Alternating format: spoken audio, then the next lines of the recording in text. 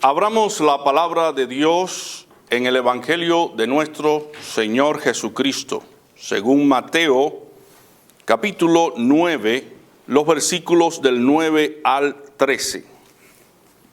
Dice así la palabra de Dios: Y pasando Jesús de allí, vio a un hombre que estaba sentado al banco de los públicos tributos, el cual se llamaba Mateo.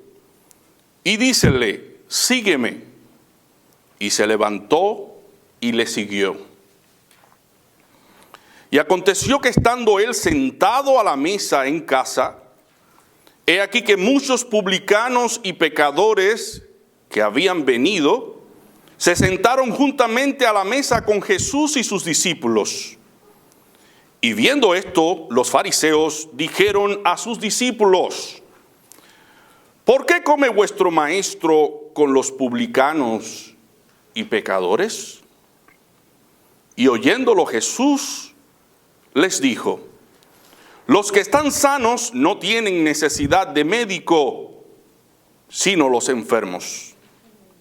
Andad pues y aprended qué cosa es misericordia quiero y no sacrificio, porque no he venido a llamar justos, sino pecadores a arrepentimiento. Que el Señor bendiga siempre su santa palabra cada vez que la leamos. Bendigo y glorifico el nombre de Dios por este privilegio que Él me concede de traer hoy su santa palabra, que siempre que es leída, que es explicada y aplicada a nuestras vidas, nos resulta como un manjar, como una comida muy especial que comemos y alimenta nuestras almas. Aunque hemos estado casi un año reuniéndonos todos los días por Zoom, con la excepción de algunos momentos por fuerza mayor que no nos hemos podido reunir, pero generalmente nos hemos estado reuniendo como iglesia para orar y leer la palabra de Dios casi todos los días. Y creo que esto ha sido un gran ejercicio espiritual para nuestras almas. Pero nunca esto es tan especial y tan exquisito como reunirnos físicamente la iglesia para compartir unos con otros, y no solamente para compartir lo espiritual, sino también lo material, en esa comunión fraterna mientras participamos del pan, de la comida que detrás de cada servicio, después de cada servicio, nosotros tenemos la oportunidad de ingerir, de comer. Damos gracias a Dios también por cada uno de ustedes, porque en este tiempo Dios nos ha permitido estar vivos espiritualmente. A Dios gloria por esta bendición que Él nos da. Comenzamos hoy congregacionalmente a estudiar el libro de Mateo. Me fascina estudiar la palabra con mi congregación. Es algo que nos edifica, nos alimenta, coopera con nuestra salud espiritual, no solamente de ustedes, sino también mi salud espiritual es robustecida cada vez que tengo la oportunidad de estudiar la palabra con cada uno de ustedes. Hoy vamos a comenzar una serie de temas basado en el libro de Mateo. Es bueno recalcar que Mateo es el primer libro que aparece en la Biblia que nosotros usamos, pero no fue Mateo el primer libro que fue escrito. El primer libro fue Marcos. Sin embargo, los eruditos tuvieron a bien colocar a Mateo como el primer libro del Nuevo Testamento. Los cuatro evangelistas, Mateo, Marcos, Lucas y Juan, nos hablan de un mismo mensaje, pero desde cuatro perspectivas distintas, diferentes. Mateo nos presenta al Mesías, a Cristo, como ese Salvador que viene a la tierra a salvar a los pecadores. Marcos nos presenta a Cristo como un siervo líder, alguien que ejerce el liderazgo sirviendo a otros. Y aprendemos básicamente que el liderazgo es servir a otros. Y mientras servimos a otros es que crecemos en el ámbito espiritual, psicológico, en el ámbito intelectual. También Lucas nos presenta a Cristo de otro modo. Nos presenta a Cristo como el Hijo del Hombre. El hombre Dios que vino a la tierra a representar los intereses de su Padre. Y Juan nos presenta a Cristo como el Hijo de Dios. Y eso significa que Cristo es Dios mismo con nosotros. Entonces, al estudiar Mateo no podemos hacerlo sin antes centrar nuestra atención en el momento cuando Dios lo escogió, lo llamó en la persona de Cristo Jesús. ¿Quién fue Mateo? ¿Quién era Mateo? Mateo era un judío, era un cobrador de impuestos. Su trabajo consistía en cobrar impuestos a sus hermanos judíos para una nación extranjera, para el Estado romano. Hay oficios que dignifican la vida humana, que le traen prestigio a la vida humana, pero otros oficios denigran, perjudican a la persona que lo ejerce, sobre todo cuando el oficio tiene que ver con trabajar para una nación extranjera mientras esclavizamos y le hacemos daño a nuestra propia nación. Mateo pudo haber sido odiado por sus hermanos judíos por esa razón, porque trabajaba para una nación extranjera que esclavizaba a la nación de Israel.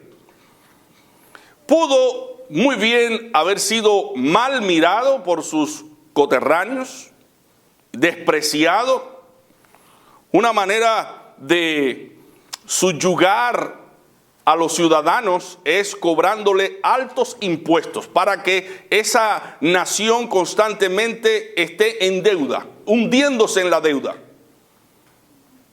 Hoy precisamente podemos ver eso en los Estados Unidos. Estamos como nación endeudados y no tenemos esa independencia para tomar nuestras propias decisiones internacionalmente, porque nos debemos a naciones que le debemos, y mientras debamos, esclavos somos. Bueno, en ese estado estaba Israel en aquel momento, y Mateo se prestaba precisamente para trabajar para esa nación extranjera que esclavizaba a los judíos. Hay algo muy importante aquí, y es que Cristo se encuentra con Mateo cuando él estaba ejerciendo aquel oficio. Estaba sentado en la mesa de los tributos. Cuando Cristo lo vio, ¿cuáles fueron las palabras que le dijo a Mateo? Mateo, sígueme. Él se levantó y le siguió. ¿Qué sentiría Mateo? ¿Qué poder tan grande experimentó Mateo que al Cristo pronunciar solamente una palabra, sígueme, él se levantó y lo siguió? Sintió algo especial. Hay una pregunta aquí que podemos hacernos. ¿Qué vio Cristo en Mateo que lo llevara a invitarle para que participara del ministerio de prédica que él estaba llevando a cabo y formara parte del equipo de predicación? ¿Qué fue lo que vio en Mateo? ¿Vio acaso algo especial? ¿Acaso Mateo tenía una reputación que le acreditaba el derecho de ser escogido por Cristo Jesús? De ninguna manera. Mateo tenía un lastre tremendo en su vida, en su pasado, de errores y de pecados que no le acreditaban para él acercarse a Dios. Sin embargo, Cristo lo miró y le dijo, sígueme. ¿Qué nos dice esto? Que Dios tampoco vio algo especial en nosotros. Solamente lo que Dios vio en nosotros fue pecado, fue miseria, fue maldad, fue corrupción, fue depravación. No éramos dignos. Sin embargo, Dios nos miró y nos llamó, nos escogió. Aún estando en nuestros propios delitos y pecados, Él nos miró. Y habiendo sido malos de corazón, nos rescató y nos trajo al conocimiento de su verdad. Por eso le glorificamos, porque un día, como Mateo, nosotros dejamos el oficio que teníamos en los pecados en los cuales estábamos y seguimos a Jesús. La mesa de los tributos no fue un factor influyente en la vida de Mateo, sino el poder del Espíritu Santo que llamó a Mateo, lo tocó, lo quebrantó, y él se paró como un resorte de su asiento y siguió a Jesús. No sé qué tiene este hombre, que yo le sigo, no sé lo que me pasa, pero hay algo especial que yo siento que me hace seguir a ese hombre desconocido para mí, pero tan agradable en su espíritu, porque me siento tocado, me siento quebrantado, siento una paz que nunca antes había conocido, siento un gozo tan exquisito que yo no dejaría ningún momento de seguirlo hasta la misma muerte. ¿Acaso no sentimos nosotros eso también? Y ahora seguimos a Cristo. Mateo presenta a Cristo como la persona que viene a salvar a toda clase de pecadores. A toda clase de pecadores. Todos los pecados son grandes para Dios. A toda clase de pecadores. Para los pecadores es el Evangelio. Dice Mateo en su libro que luego de seguir Jesús, muchos publicanos y pecadores como él, que habían venido, se sentaron juntamente a la mesa con Jesús y sus discípulos. De ahí la atribución que se le da a Cristo, que se le hace a Cristo como el Cristo de los malos.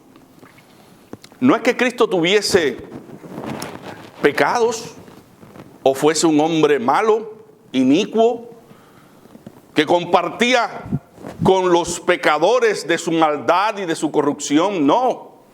El propósito de Cristo era salvar a esta clase de personas. Y Él se sentaba con ellos para compartir con ellos, porque la finalidad, el propósito de Cristo era salvarlos. Mateo entonces encuentra un argumento contundente para hablar de la genealogía de Cristo. Y cuando Mateo en el primer capítulo está hablando de la genealogía de Cristo, incluye a pecadores que por su pecado ellos no merecían pertenecer a la línea genealógica de Cristo por la vía de María. Ellos no merecían. Sin embargo, Mateo incluye en su libro personajes como Tamar, que ejercía la prostitución, el adúltero Judá, nos incluye también a una adúltera como Betsabé, la madre de Salomón, un hombre como David, adúltero y asesino, que mató a un hombre justo como Urías, el esposo de Betsabé, y nos incluye reyes tan perversos que merecían el juicio de Dios. Por otro lado, Mateo nos presenta el cumplimiento profético que Cristo vendría de la tribu de Judá, donde la mancha del pecado era elocuente. Entonces se nos presenta ya desde Génesis 49, del 10 al 11, así leemos: no será quitado el cetro de Judá, ni el legislador de entre sus pies, hasta que venga Silo, y a él se congregarán los pueblos, atando a la vid su pollino, y a la cepa el hijo de su asna. Lavó en el vino su vestido y en la sangre de uva su manto. Silo es una figura de Cristo. Cuando Cristo vino, Él tomó el cetro de Judá, es decir, el reinado, el dominio, porque vino por la línea genealógica de Judá. Y a Él se congregaban todos los pueblos. Cuando Cristo pasaba por algún lugar, todo el mundo lo seguía. Unos enfermos para recibir la salud física, otros que estaban deseosos de encontrar sentido a la vida, otros angustiados, agobiados, que necesitaban palabras de aliento y de consuelo, iban tras Jesús. Y no era gente sumamente especial, era de la gente más baja que pudiese existir sobre la tierra, gente pecadoras, pero que se congregaban con Él para escuchar las palabras, el mensaje que Cristo predicaba. Entonces Cristo viene de la tribu de Judá, y la costumbre de esta tribu era atar el pollino a una vid escogida, dejando comer al pollino abundantemente y beber del vino de la vid, porque eso traía salud al pollino. Bueno, hermanos, nosotros igualmente estamos conscientes que Cristo es la vid verdadera. Y nosotros, como los pollinos, también estamos atados a esa vid que nos da vida y vida en abundancia. Y cada vez que tenemos relación con Cristo, nuestra alma se edifica abundantemente. Cristo es la vid verdadera. Todo el que come y bebe de Él es sano de su maldad y de su corrupción. Cristo entró a Jerusalén montado en un pollino, y mientras Él entraba a Jerusalén en un pollino, dice que las gentes les decía: Hosanna, Hosanna, aquel que viene. Alababan a aquel que estaba montado en el pollino, que era Cristo. Le alababan. Y todo esto tiene una simbología tremenda para nuestra vida espiritual, porque la Biblia también nos habla de la copa de vino como un símbolo de la sangre de Cristo derramada por nosotros. Y en Lucas, el mismo Cristo, en Lucas 22:20 dice: de igual manera, después que hubo cenado, porque Él cenó con sus discípulos, tomó la copa diciendo: esta copa es el nuevo pacto en mi sangre, que por vosotros es derramada. Nosotros tenemos lo que llamamos la Santa Cena. Nos reunimos como iglesia para recordar el cuerpo de Jesús y su muerte en la cruz. Y lo que hacemos es comer pan sin levadura, que significa alimento sin hipocresía.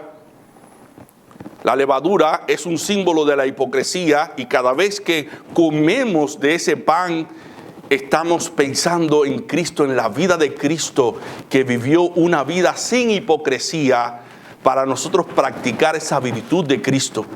Y cuando tomamos de la copa del vino, nos estamos acordando de la sangre derramada por Él para la limpieza de nuestros pecados.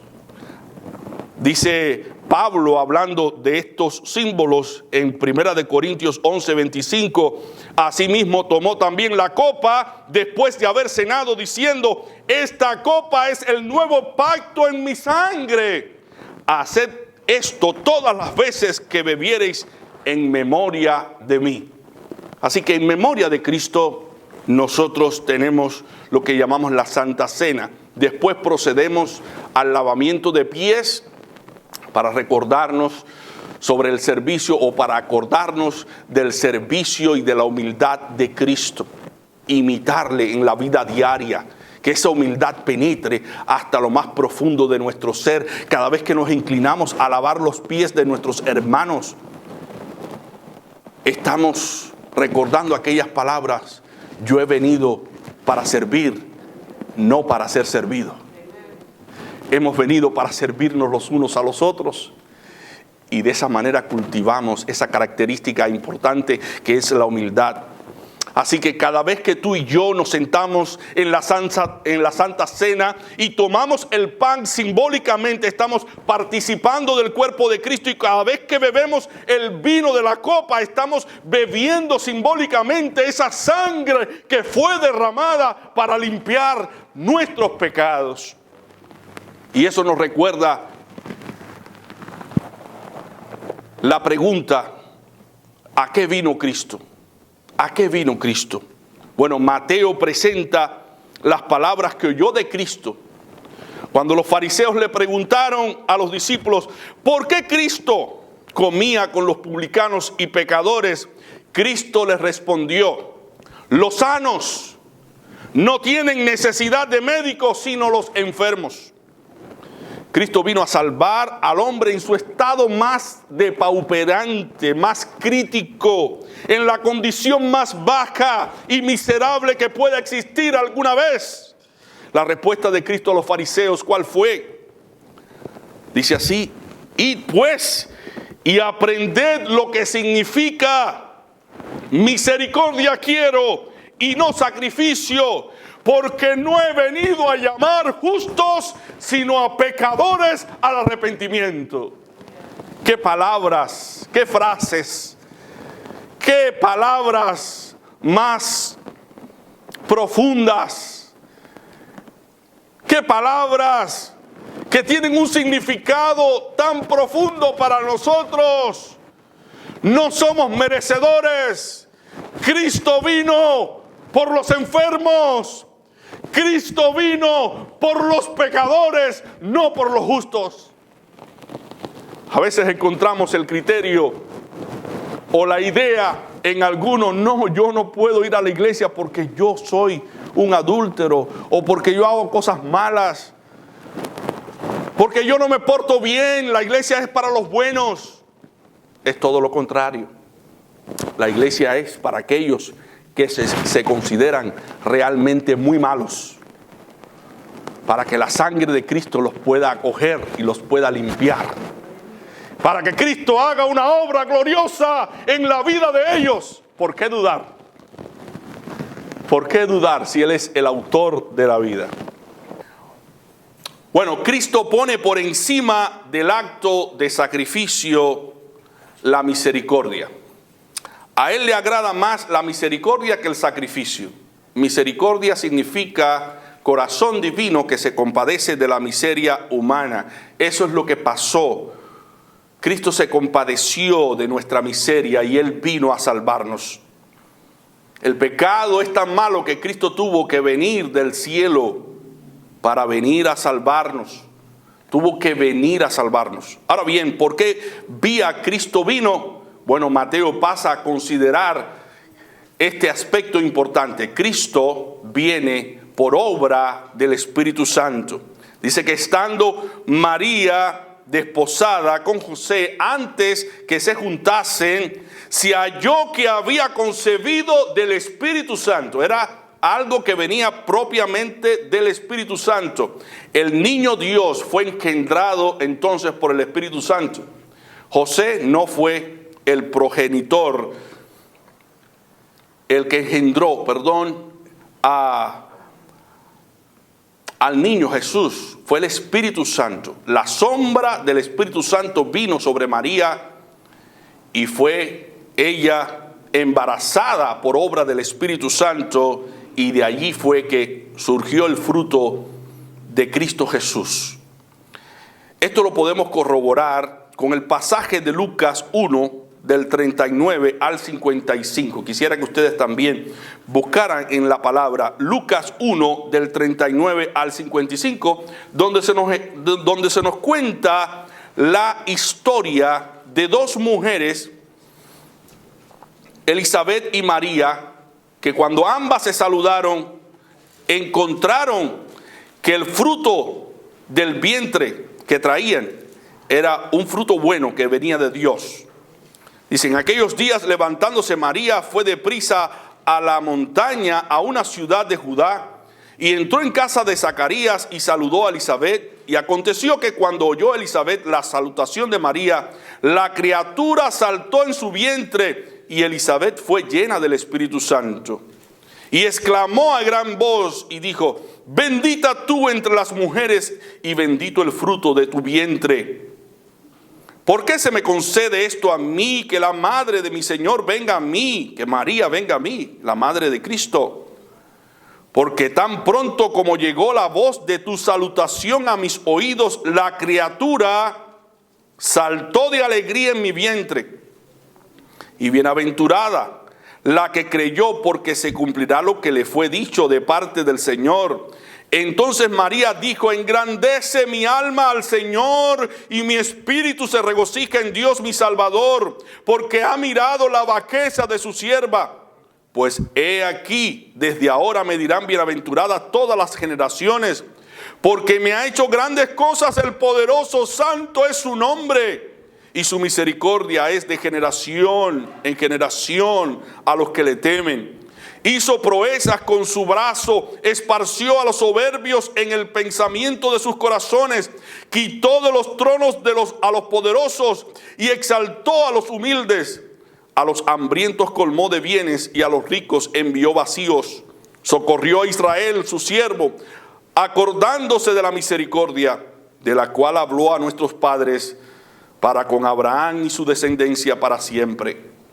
María estaba convencida del milagro que Dios había obrado en la criatura que venía, y ella sabía que esa criatura era su Salvador. María reconoce que era su Salvador, que ella necesitaba ser limpiada y ser purificada por ese Salvador que vendría a entregarse por el mundo y por los hombres más malos.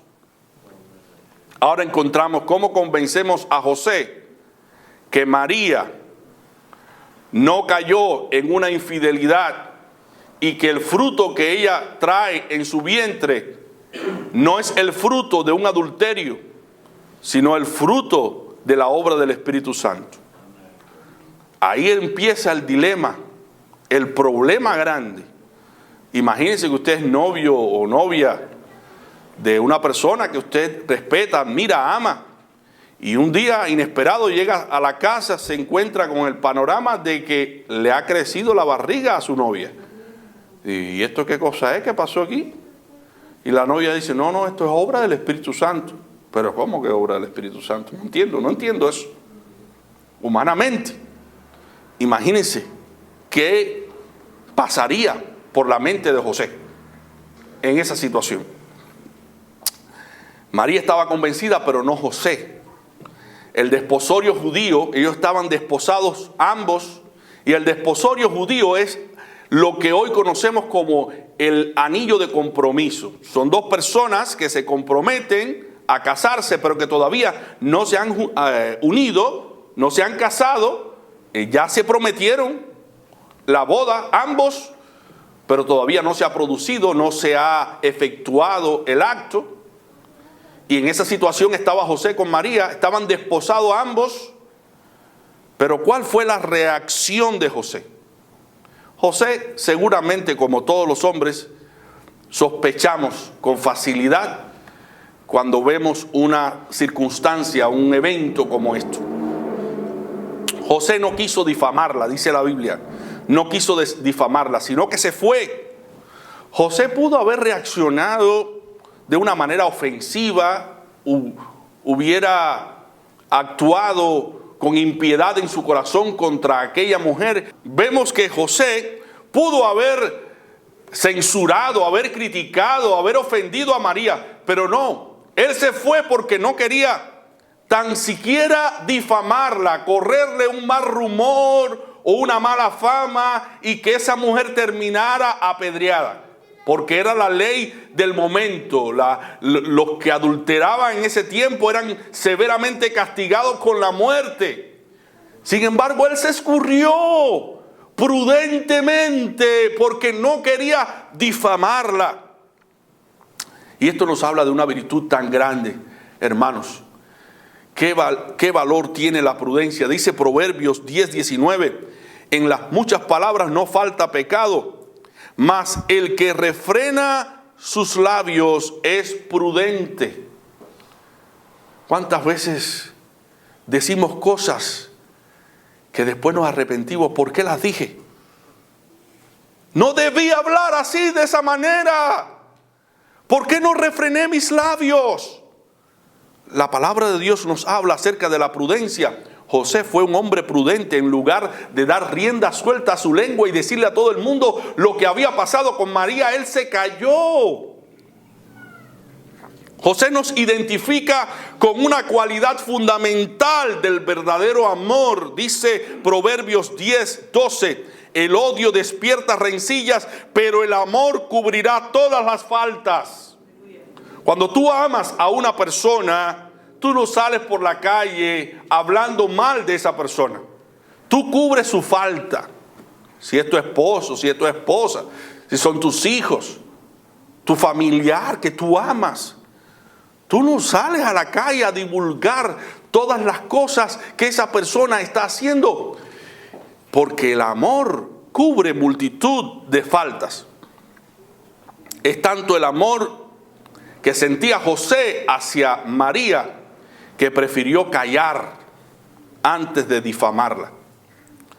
Pero se produjo un milagro, la visitación de Dios. Dios mira con compasión a José, quizás sufriendo, haciendo el bien, haciendo lo correcto, de no querer difamar a María. Dios estaba viendo el sufrimiento de José.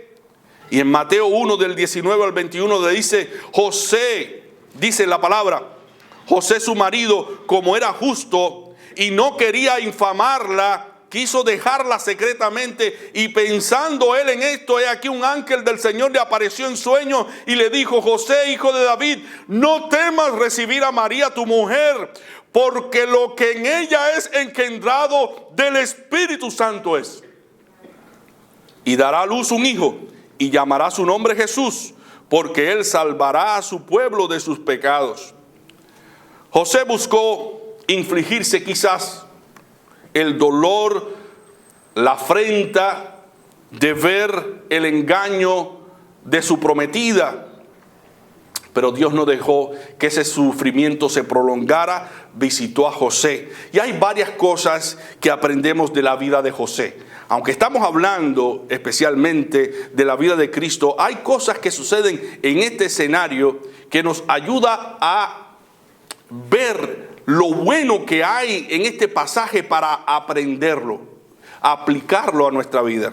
Bueno, y aprendemos varias cosas de la vida de José. Lo primero es que José tenía el hábito de no divulgar las faltas de otros. ¿Es una virtud? Es una virtud tan grande. Miren que estamos aquí como una familia en Cristo. Qué bueno sería que cada uno de nosotros tuviese ese hábito de no divulgar lo malo, sino lo bueno. De no propagar lo malo, sino lo bueno. Aprendemos de José a no divulgar las faltas de otros. Dice Proverbios 26:20, sin leña se apaga el fuego, y donde no hay chismoso, cesa la contienda. Si no hay chismoso, no hay problema. Pero si hay chismoso, óigame, el problema se aumenta, porque fíjate, el chismoso está a la casa de cualquier cosa para divulgar aquello que ve. Aprendemos de José a creer a Dios, a creerle a Dios. No es lo mismo creer en Dios que creerle a Dios. Dice la palabra, dice Santiago, que los demonios creen también y tiemblan, pero ellos no creen a Dios. Creer a Dios significa creer que todo lo que Dios dice es verdad, aceptarlo como una verdad y someterse a esa verdad. Eso significa creer a Dios. Y eso es lo que vemos en José. Él le creyó a Dios porque se sometió a esa verdad. La creyó, la hizo suya y no abandonó a María. Entonces debemos tener eso presente, porque esto agrada a Dios. Porque sin fe Dice Hebreos 11:6, sin fe es imposible agradar a Dios, porque es necesario que el que se acerca a Dios crea que le hay y que Él es galardonador de los que le buscan. Si te acercas a Dios, debes saber que Él dice la verdad y debes someterte con toda seguridad y convicción a esa verdad, porque eso va a decir que tú realmente tienes fe en Dios. Aprendemos de José a ser misericordioso, a ser compasivo. Hermanos, si Dios ha tenido misericordia de nosotros, ¿por qué no tener misericordia de otros? Me imagino a José diciendo, si yo he pecado, si he hecho tantas cosas y también merezco el juicio de Dios, ¿por qué yo no voy a tener misericordia ahora de María, que no comprendo lo que está pasando? Si Dios ha tenido misericordia de mí. ¿Qué dice la palabra en Mateo 5:7? Bienaventurados, dichosos, felices los misericordiosos, porque ellos alcanzarán misericordia. Hermano, cada vez que mostramos misericordia hacia otros, esa misericordia nos es devuelta con la misma calidad de misericordia que nosotros ejercemos hacia otro. Así somos recompensados. Bienaventurados los misericordiosos, porque ellos alcanzarán misericordia. Creo que todo el mundo quiere alcanzar misericordia. Creo que no hay ninguno aquí que no desee alcanzar misericordia. Entonces, apliquemos misericordia, porque dice la palabra en Santiago 2:13, porque juicio sin misericordia se hará con aquel que no hiciere misericordia. Y la misericordia se enseñoría, triunfa sobre el juicio. Y esto lo dice el Señor. Aprended lo que significa misericordia quiero, y es lo que quiere Dios. Misericordia quiero y no sacrificio. Quizás, mi hermano o mi hermana, tú has venido al templo buscando el rostro del Señor y queriendo beber de Dios y haciendo sacrificios, ayunando, orando, absteniéndote de muchas cosas, pero quizás en el hogar no estás teniendo misericordia de tu prójimo cercano. Bueno, recuerda estas palabras. Dios quiere misericordia, no sacrificio. Apliquemos misericordia a los que necesitan de esa misericordia. Otra cosa que aprendemos de José es aceptar la voluntad de Dios. Aceptarla. Quizás la Biblia no lo dice, pero es muy probable que algún familiar de José o algún vecino se burlara de José porque acompañaba a una mujer embarazada sin haberse casado con ella. Él aceptó la aparente afrenta, aceptó la voluntad de Dios. Y eso me lleva a recordar la vida del apóstol Pablo. Él oraba, Señor, quítame este aguijón.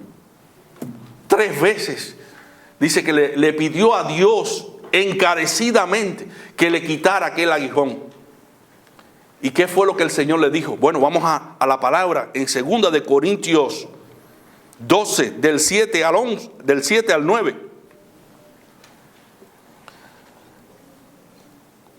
Pablo dice aquí el motivo por el cual Dios le permitió sufrir ese aguijón. Y para que la grandeza de las revelaciones no me exaltase desmedidamente, me fue dado un aguijón en mi carne, un mensajero de Satanás que me abofetee para que no me enaltezca sobremanera, respecto a lo cual 3 veces he rogado al Señor que lo quite de mí. Y me ha dicho, bástate mi gracia, porque mi poder se perfecciona en la debilidad. Por tanto, de buena gana me gloriaré más bien en mis debilidades, para que repose sobre mí el poder de Cristo. Gloria a Dios. Gloria a Dios. Muchas veces Dios nos quita las circunstancias adversas, porque Dios a través de esas circunstancias nos está cambiando a nosotros. Está haciendo un trabajo en nosotros, un trabajo grande en nuestras vidas. Nos está haciendo más pacientes, más amorosos, más compasivos, más tiernos. más amables con otros a través de la prueba, a través de la aflicción. Y le estamos diciendo al Señor, quítame esto ya que no lo soporto. Pero Dios nos está diciendo, bástate mi gracia, porque en esa debilidad que tú tienes se está manifestando mi poder. Te está cambiando, te está regenerando, limpiando de toda impureza. Y por último, hermanos, Mateo nos revela que Cristo vino al mundo a salvar a su pueblo de sus pecados. ¿De qué forma Cristo salvaría a su pueblo? De tres formas: viviendo por ellos, muriendo por ellos, intercediendo por ellos. Estos son argumentos contundentes. Mientras yo estudiaba este tema, yo glorificaba y exaltaba el nombre de Dios. ¿De qué forma Cristo me salvaría? Porque yo no puedo solo. Yo no puedo salvarme a mí mismo. Bueno, viviendo por mí, muriendo por mí, intercediendo por mí. Dice Romanos 5:10, afirmando el primer argumento, viviendo por ellos.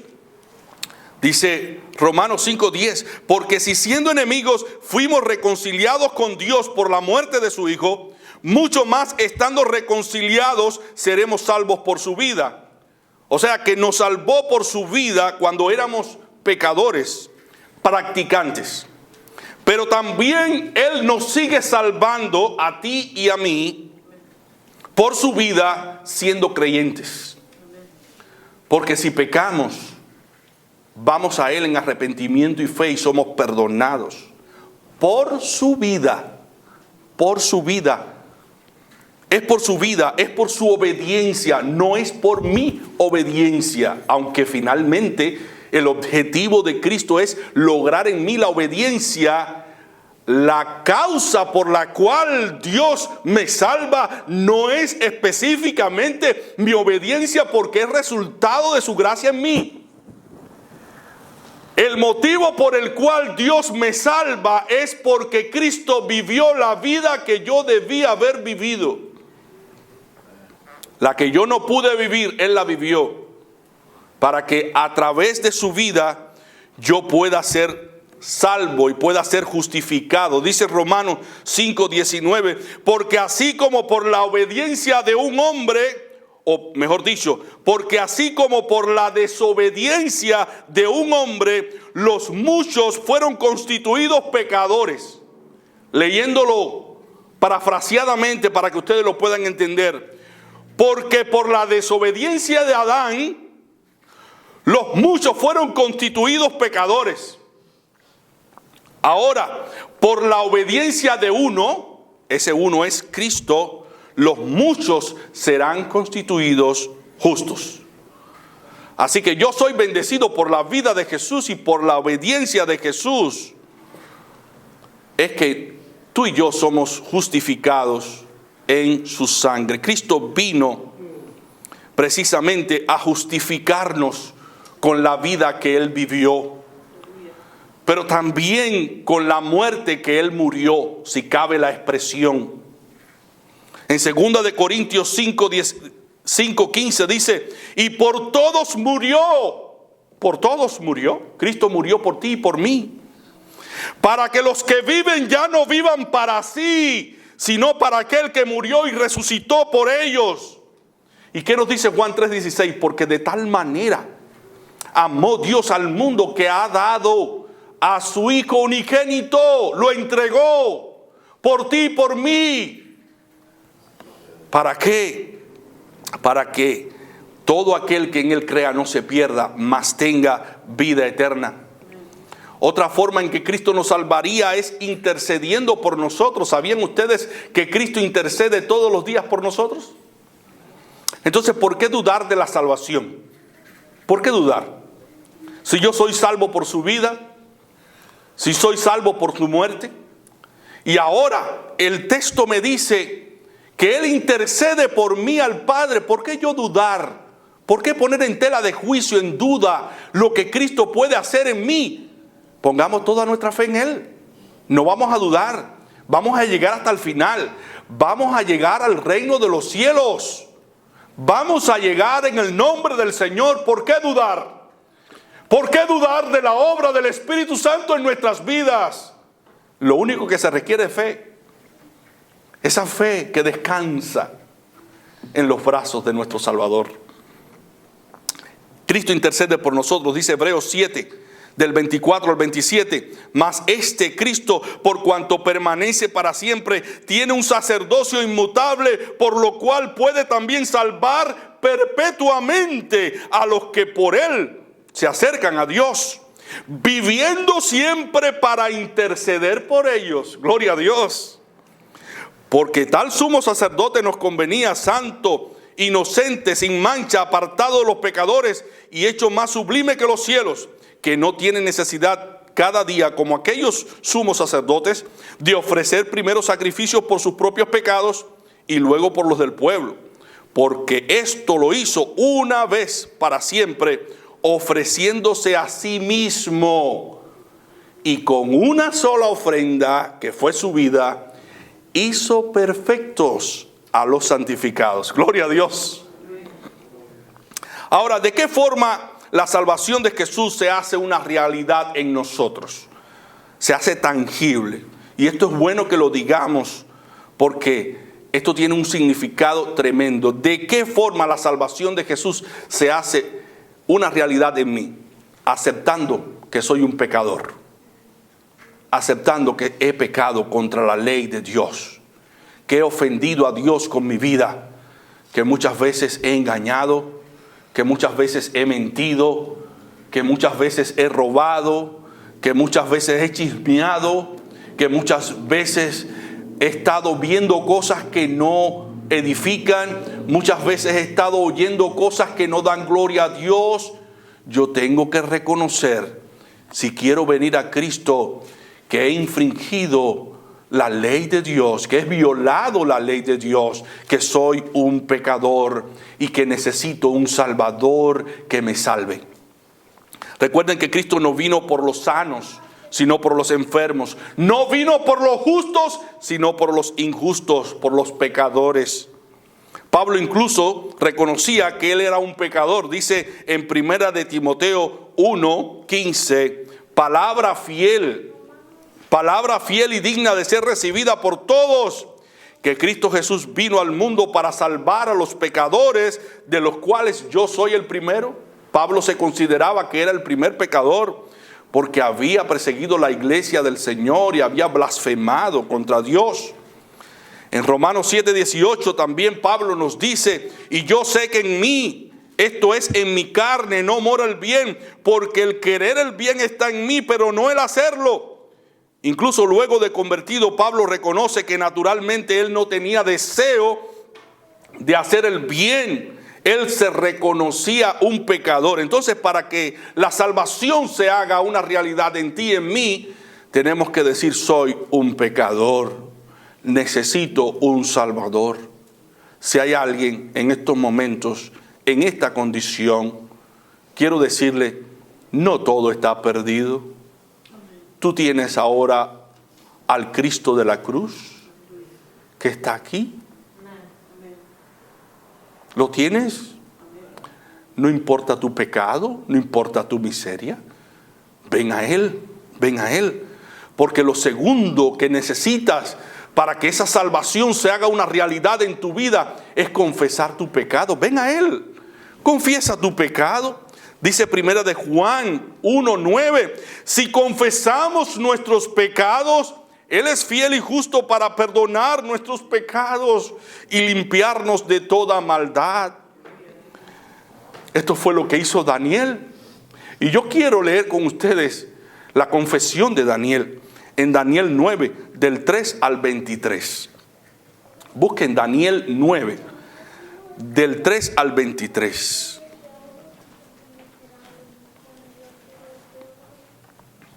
Dice la palabra, y volví mi rostro a Dios el Señor, buscándole en oración y ruego, en ayuno, cilicio y ceniza.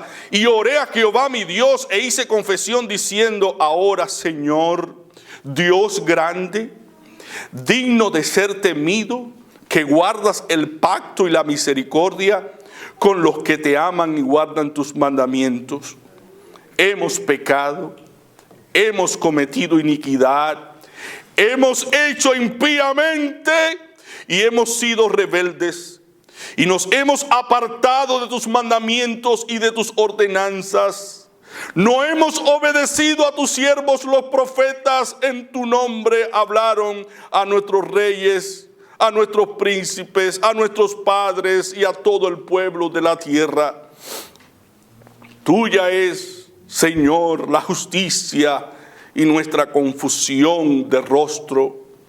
Como en el día de hoy, lleva todo hombre de Judá, los moradores de Jerusalén y todo Israel, los de cerca y los de lejos, en todas las tierras a donde los ha echado a causa de su rebelión con que se rebelaron contra ti.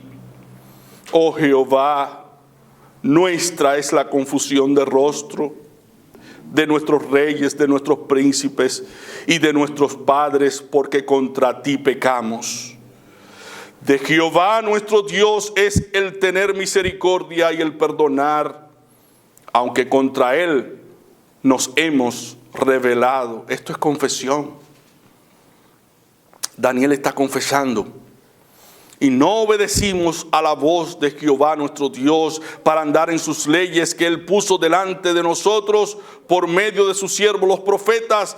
Todo Israel traspasó tu ley apartándose para no obedecer tu voz, por lo cual ha caído sobre nosotros la maldición y el juramento que está escrito en la ley de Moisés, siervo de Dios, porque contra Él pecamos. Y Él ha cumplido la palabra que habló contra nosotros y contra nuestros jefes que nos gobernaron, trayendo sobre nosotros tan grande mal, pues nunca fue hecho debajo del cielo nada semejante a lo que se ha hecho contra Jerusalén. Conforme está escrito en la ley de Moisés, todo este mal vino sobre nosotros y nos hemos implorado el favor de Jehová nuestro Dios para convertirnos de nuestras maldades y entender tu verdad.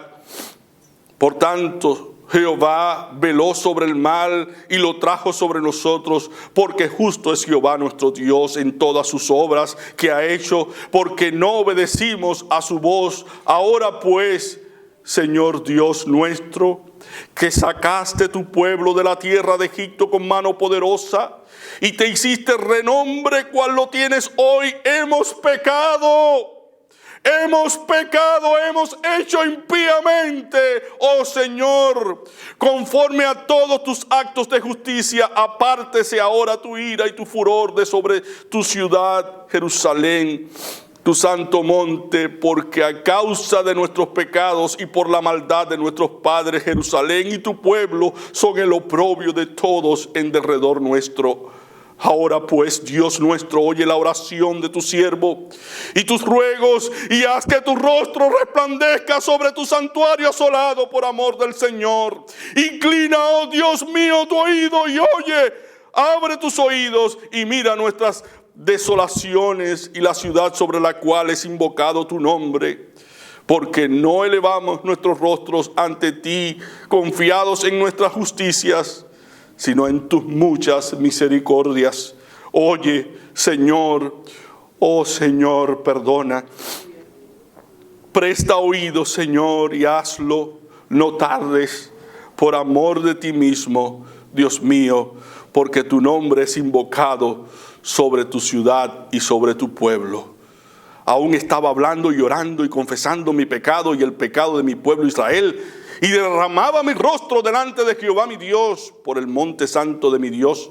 Aún estaba hablando en oración cuando el varón Gabriel, a quien había visto en la visión al principio volando con presteza, vino a mí como a la hora del sacrificio de la tarde, y me hizo entender y habló conmigo diciendo: Daniel, ahora he salido para darte sabiduría y entendimiento. Al principio de tus ruegos fue dada la orden, y yo he venido para enseñártela, porque tú eres muy amado.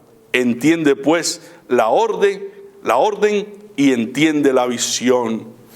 En la confesión de Daniel está implícita la resolución de volvernos del pecado a Dios. Por eso lo tercero que vamos a necesitar para que la salvación sea una realidad en nuestras vidas es arrepentirnos de nuestros pecados y volvernos a Dios. No es arrepentirnos y seguir en el pecado, sino arrepentirnos y volvernos a Dios. Mira lo que Pedro dice a su audiencia en el sermón, en Hechos 3, en su sermón en Hechos 3:19. Así que arrepentíos y convertíos para que sean borrados vuestros pecados, para que vengan de la presencia del Señor tiempos de refrigerio. ¿Quién no quiere tiempo de refrigerio? ¿Quién no quiere tiempos de paz? ¿Quién no quiere la salvación? ¿Quién no quiere el gozo de la salvación? ¿Quién no quiere experimentar el verdadero arrepentimiento? Pero si lo queremos experimentar, tenemos que reconocer que somos pecadores. Tenemos que confesar nuestros pecados y tenemos que arrepentirnos y volvernos a Dios. Qué privilegio el que Dios nos ha concedido. ¿Qué dice la Escritura en Mateo 1 del 22 al 23? Todo esto aconteció para que se cumpliese lo dicho por el Señor por medio del profeta cuando dijo: he aquí una virgen concebirá y dará a luz un hijo y llamarás su nombre Emmanuel, que traducido es Dios con nosotros. Dios con nosotros en las tribulaciones, Dios con nosotros en las tristezas, Dios en nosotros en las circunstancias difíciles de la vida, Dios con nosotros cuando pecamos y nos arrepentimos, Dios con nosotros cuando nos volvemos a Dios, Dios con nosotros cuando estamos ansiosos, llenos de pena, Dios con nosotros cuando estamos con temor a la muerte, Dios con nosotros en todo tiempo. En Romanos 5:6 dice: porque Cristo, cuando aún éramos débiles, a su tiempo murió por los impíos. ¿Oíste eso? Lo que fue dicho. A su tiempo Él murió por los malos. Por eso se le llama el Cristo de los malos. Porque Él no murió por los buenos. Él murió por los malos. No murió por los justos. Murió por los injustos, por los impíos. Murió para darte vida, para darte salud, para salvarte. Por esa razón murió. Y quiero terminar este sermón con una poesía. Se titula El Cristo de los malos. El Cristo de los malos. Dice así la poesía: estando el Nazareno de paso por Judea, buscóse una mansión quizás en las afueras, donde quedase atrás el ruido de la aldea. Con algunos discípulos sentábase a la mesa, cuando oyó que había gente que rondaba por fuera. Juan le dijo: ve presto a ver quiénes me buscan. Quizás tienen frío y buscan un techo. Puede que tengan hambre y busquen alimentos. Juan abrió las rejas y vio miradas suplicantes y voces que pedían de Jesús la presencia. Volviéndose al maestro, le dijo el bien amado: no vayas a la puerta, que son samaritanos, son gente malas y gente pecadora, con algún fariseo que busca tu presencia. Levantóse Jesús, abrió, y la Magdalena fue la primera figura que vio junto a la puerta. Y le dijo: mujer, por cuanto me has amado con un amor intenso, tu nombre será dicho donde sea predicado mi glorioso evangelio. Entró la Magdalena y tras ella, impaciente, había un hombre pequeño que traía un regalo para darlo a los pobres como lo prometiera. Entra, Zaqueo, le dijo Jesús, que tu alma es buena y tu arrepentimiento te ha dado el privilegio de sentarte a mi mesa. Y tú, samaritana, le dijo a la que estaba a su mano derecha: bien sé que no has venido a discutir de razas o formas de creencias, porque ya el agua viva que te di junto al pozo borró esas diferencias. Y la sirofenisa, que estaba más afuera, se acercó, viendo entrar a la mujer aquella, mas temiendo el reproche por ser una extranjera. Pero Jesús, sonriendo, la tomó de la diestra y le dijo: por cuanto quisiste las migajas en la mañana aquella, como una hija de Abraham, estarás en mi mesa. Entraron muchos más escribas, publicanos, limosneros, enfermos, pero todos buscando el calor del Maestro. Afuera quedó solo un alto caballero, de mirada profunda y misterioso aspecto. Y Jesús, al mirarlo, objetó: Nicodemos, ¿no estás aún convencido que es preciso nacer del agua y del Espíritu para entrar en mi reino? Él movió la cabeza, asintiendo en silencio, y dijo al fin: Rabí, me sentaré a tu mesa, porque estoy convencido que ante ti nada vale el humano abolengo, y que en tu amor los hombres se juntan y se igualan para entrar en tu reino. Es así. Todos necesitamos del perdón, de la misericordia y de la fe en Cristo, que es nuestro Salvador, para ser salvos. Por eso, Él es el Cristo de los malos. Así que, si tú te sientes malo, eres el mejor candidato para el reino de Dios. Arrepiéntete de tus pecados, vuélvete a Dios y encontrarás vida. Que Dios les bendiga.